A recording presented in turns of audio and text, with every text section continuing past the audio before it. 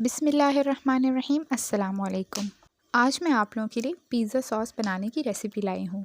ये रेसिपी पहले भी मेरे चैनल पे मौजूद है, लेकिन वो पश्तो ज़बान में है। यहाँ पे सबसे पहले मैंने एक सॉस पैन में 3 चम्मच ऑयल लिया।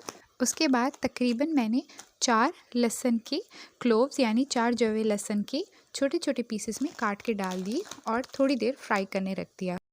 इसका कलर बिल्कुल लाइट ब्राउन होने के बाद मैंने इसमें तकरीबन 1.5 पैकेट टोमेटो पेस्ट डाल दिया था, जो कि तकरीबन 8 से 9 चम्मच बनते हैं।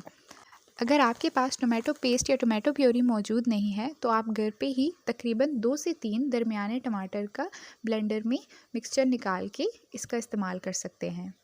पेस्ट डालते हुए हल्के से पानी की ज़रूरत होती है, लेकिन अगर आप घर से टमाटर का मिक्सचर डालेंगे तो उसमें पानी डालने की ज़रूरत नहीं होती।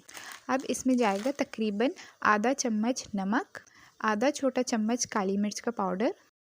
फिर इसको हम अच्छे से तकरीबन 1-1.5 मिनट के लिए पकाएंगे कि ये थोड़ा सा गाढ़ा हो जाए। और फिर आंच बंद करके हम इसमें डालेंगे 1 चाय का चम्मच ऑरिगेनो। इसको आप फ़ौरन पिज़्ज़ा पे भी यूज़ कर सकते हैं, लेकिन यहाँ मैं आपको स्टोर करने का तरीका बता रही हूँ। इसको एक एयर टाइट कंटेनर में डाल के आप आराम से 1 हफ़्ते तक फ्रिज में रेफ्रिजरेट करके इसको स्टोर कर सकते हैं।